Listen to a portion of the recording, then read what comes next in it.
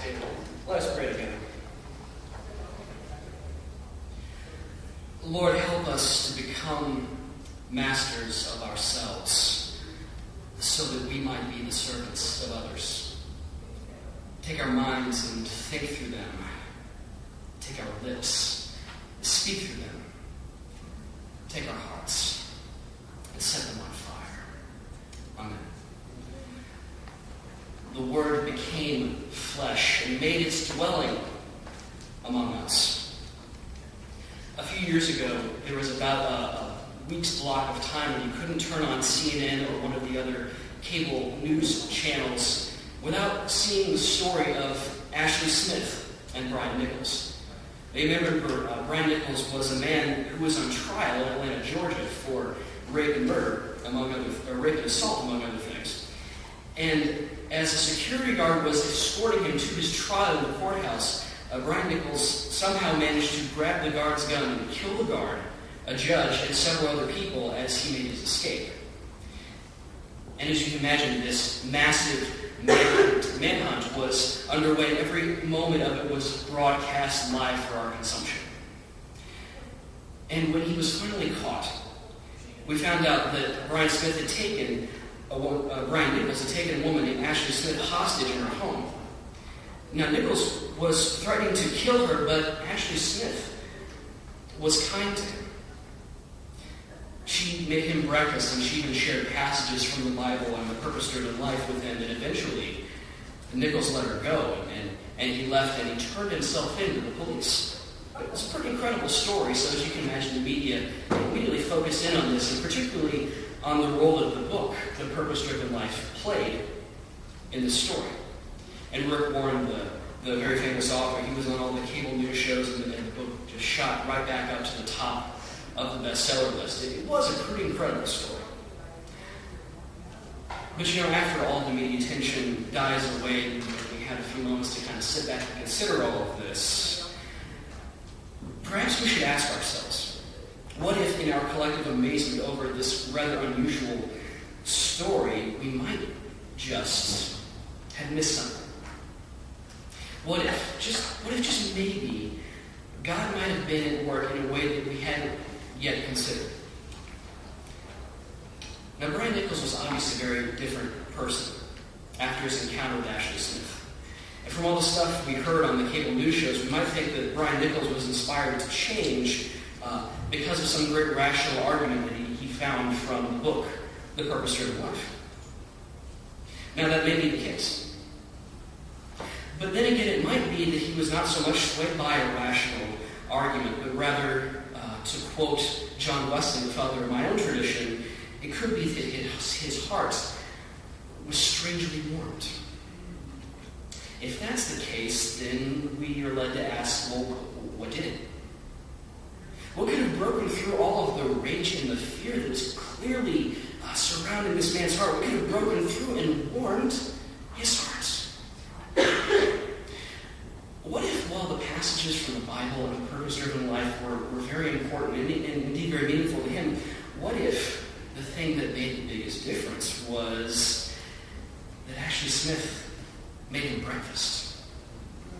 Now, this could be significant because, again, on the news channels during the manhunt, they kept seeing a snippet of this interview with an FBI agent. And the agent kind of would cock his head and say, well, we don't expect to take Brian Nichols alive. They knew what they were going to do. And he kind of had he almost had this smirk on his face when he said it.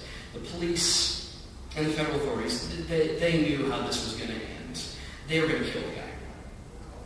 To them, Brian Nichols was something much less than a person. Not really a human being. He was more like an animal that needed to be put down. That was how the authorities were viewing him. But Ashley Smith, she didn't see it that way. And even though this guy is in her home, holding her hostage at gunpoint, threatening to kill her, to leave her daughter without a parent, she saw through that and she looked at him and said, you look hungry. Let me make you something to eat. That is not something a hostage held at gunpoint does. That is something a mother does. Now, while the rest of the world looked at Brian Nichols as something much less than human, Ashley Smith saw a man who was scared and tired and, yeah, a guy who was hungry. Because she treated him like a fellow human being and not like a criminal or an animal, his heart was strangely warmed. A miracle happened through something as simple as pancakes. In the midst of this common stuff, these ordinary, everyday things of life, God showed up and healed the intense brokenness in this man's heart. In the beginning, there was the Word. And the Word was with God. And the Word was God. He was with God in the beginning. Through Him, all things were made. Without Him, nothing was made that has been made. In the very beginning, right at the outset of John's Gospel, we get this powerful, poetic image of the interconnectedness of all creation. You, me, our family, our friends, complete strangers on the other side of the planet, and we will never meet. All of us, fundamentally, at our deepest level, intertwined with one another because we are created by God. The thing is, though, that somewhere along the way, we all get lost to one degree or another. We become isolated. We become estranged, if you will. Now, God didn't leave us or separate the bonds because of any deficiency on our part. As a matter of fact, God didn't leave us at all. We walked away from God. We just somehow, somewhere along the way, forgot about the God who created us, the God who remains with us no matter what. So we began to lose our way. We began to forget about the light. And as a result, the way became darker, gradually darker and darker. We couldn't perceive this fundamental interconnectedness with everything and everyone else because the light wasn't shining, at least not that we could see. We could only see ourselves and maybe just kind of what's right in front of us a few feet. We began to think that's all there was, so we began to act selfishly. We looked out for number one. In fact, some of us became so lost in this darkness that we began to physically assault or even emotionally abuse others. We so lost sight of God's image in others that we saw them only as a means to an end, a way to fulfill some kind of desire. Now, not everyone is that far gone, of course, not everyone, but regardless of whether we're guilty of rape and murder, or whether we're just this lost, lonely person who's disappointed by life, we are all estranged from God and from one another. We've all lost sight of the light. But friends, thanks be to God, the light didn't lose sight of us.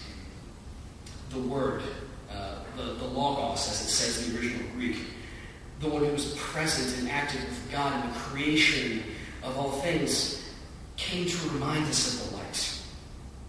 Came to remind us of the one who created us, the one who draws us all together, to call us back home. The Word became flesh and made us dwelling among us.